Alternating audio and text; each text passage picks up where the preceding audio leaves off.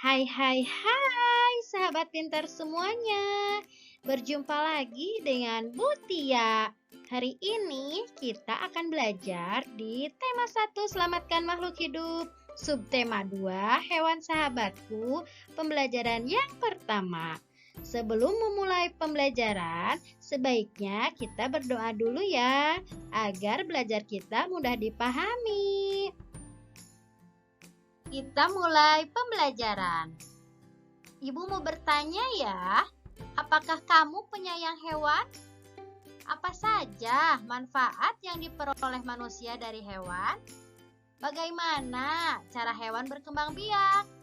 Nah, kita pelajari bersama.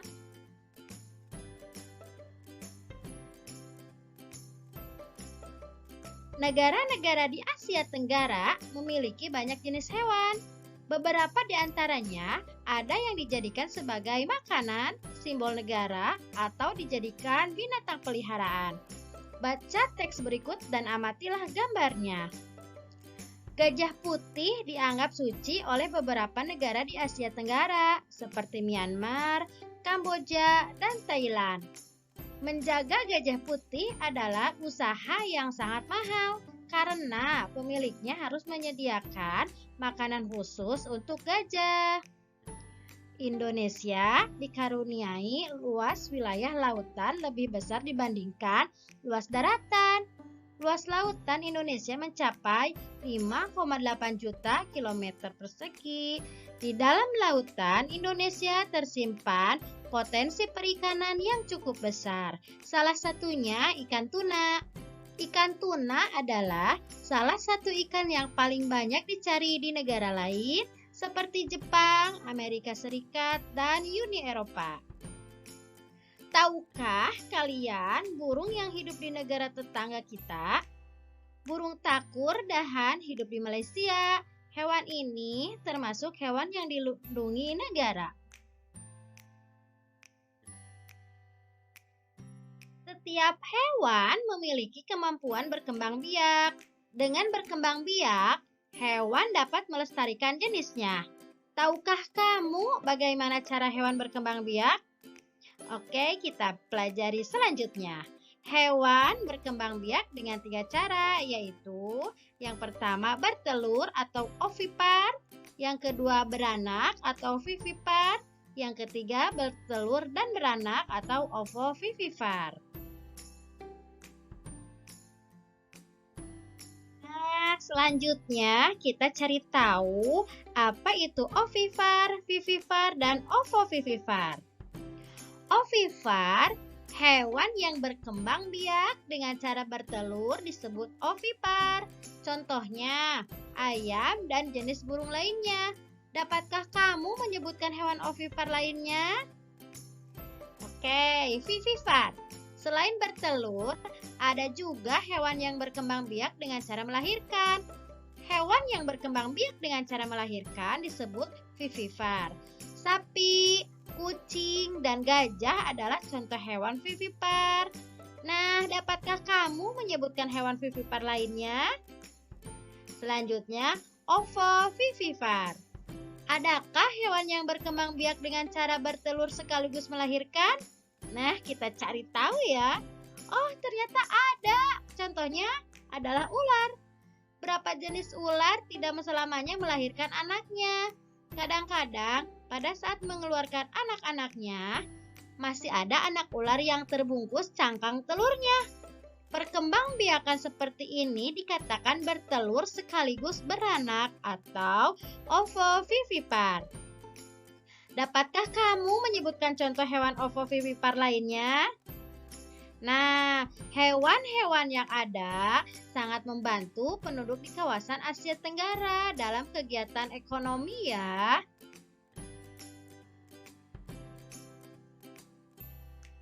Ayo kita membaca bersama. Kondisi geografis di Asia Tenggara membantu penduduknya memanfaatkan hewan dalam kehidupan sehari-hari. Ikan banyak dijual dan dikonsumsi. Hewan ternak banyak yang dijual di dalam negeri, bahkan sampai ada yang mengekspornya. Kamu bisa belajar lebih banyak mengenai kegiatan ekonomi di kawasan Asia Tenggara terkait kondisi geografisnya. Yuk kita pelajari bersama potensi ekonomi negara-negara anggota ASEAN. Kawasan Asia Tenggara terletak pada jalur perdagangan dunia. Kawasan ini menjadi jembatan antara kawasan Eropa dan Asia Timur. Oleh karena itu, Asia Tenggara menjadi wilayah persaingan bagi pihak-pihak yang ingin memanfaatkan kedudukan strategis kawasan ini. ASEAN berperan sebagai wadah untuk menghindari persengketaan yang mungkin timbul dengan posisi yang strategis ini. Setiap negara di kawasan Asia Tenggara memiliki kekayaan sumber daya yang menjadi kekuatan negara. Berikut ini adalah kondisi ekonomi Brunei Darussalam. Negara ini terkenal dengan kekuatan sumber daya alam berupa minyak bumi dan gas alam. Brunei menjadi negara di Asia Tenggara yang memiliki pendapatan per kapita tertinggi karena gas alamnya. Selanjutnya, Filipina. Filipina adalah sebuah negara kepulauan yang mata pencaharian sebagian besar penduduknya adalah di bidang pertanian. Filipina berhasil menjadi salah satu negara di dunia yang dapat membangun dan mengembangkan pertaniannya dengan baik. Beberapa produk unggulan hasil pertaniannya diekspor ke berbagai negara, seperti nanas, padi, kelapa, dan gula. Hasil pertanian ini juga yang menunjang perkembangan ekonomi negara ini. Selanjutnya, Indonesia tercinta. Sebagai negara kepulauan terbesar di kawasan ini, Indonesia memiliki ragam sumber daya alam yang sangat kaya. Banyak hal yang dapat dikembangkan untuk memperkuat perkembangan ekonomi di Indonesia. Saat ini, Indonesia mengekspor minyak dan gas bumi, tekstil, dan produk-produk dari kayu. Pertambangan menjadi salah satu pintu masuk para pengusaha mancanegara ke Indonesia. Keindahan alam Indonesia pun merupakan daya tarik yang menjadi sumber devisa negara dari sektor pariwisata. Kamboja mengalir Sungai Mekong. Daerah di sekitar Sungai Mekong merupakan daerah yang subur. Mata pencaharian penduduk Kamboja adalah pertanian. Hasil pertanian Kamboja yang besar adalah padi dan karet. Selanjutnya, Laos. Laos bertetangga dengan Kamboja. Negara ini dilewati oleh aliran Sungai Mekong. Sama seperti di Kamboja, kegiatan pertanian banyak dilakukan di sepanjang aliran sungai ini. Sebagian besar hasil pertanian dinikmati oleh masyarakat Laos. Malaysia. Kegiatan ekonomi utama penduduk Malaysia adalah di bidang pertanian, pertambangan, dan perindustrian. Perdagangan internasional merupakan salah satu kegiatan ekonomi Malaysia yang mengalami pertumbuhan tercepat. Peralatan elektronik, minyak, dan gas bumi diekspor ke negara lain. Produk dari kayu, minyak sawit, karet, tekstil, sepatu, dan bahan-bahan kimia diperdagangkan di dunia internasional. Negara selanjutnya yaitu Myanmar. Mata pencaharian utama penduduk Myanmar adalah pertanian, perkebunan, dan pertambangan. Padi merupakan hasil utama dari pertanian di sana. Myanmar merupakan salah satu negara penghasil padi terbesar di Asia Tenggara. Singapura merupakan negara paling maju di kawasan ASEAN. Letak Singapura sangat strategis. Saat ini, Singapura menjadi negara transit teramai di Asia. Selanjutnya, Thailand. Thailand sering disebut sebagai lumbung padi di Asia Tenggara. Padi memang merupakan hasil pertanian terbesar dari negara ini. Selain itu, Perkebunan, kehutanan, pertambangan, dan industri juga merupakan kegiatan ekonomi penduduk Thailand. Saat ini, penghasilan utama Thailand adalah sektor pariwisata.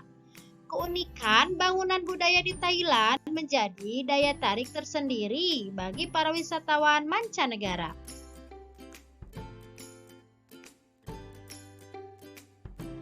Selanjutnya, negara Vietnam. Setelah pulih dari Perang Vietnam, negara ini mulai berkembang di berbagai sektor perekonomiannya. Pariwisata dan turis mendukung perkembangan ekonomi. Bidang pendukung lainnya seperti usaha jasa di bidang perhotelan, restoran, serta transportasi juga turut berkembang pesat. Nah, di pelajaran sebelumnya, kamu sudah memilih dua negara ASEAN dan membandingkannya dalam hal kehidupan sosial budaya. Selanjutnya, untuk melengkapi informasimu tentang kedua negara tersebut, bandingkanlah negara-negara tersebut dari kehidupan ekonominya. Tulislah hasilnya dalam bentuk diagram Venn berikut.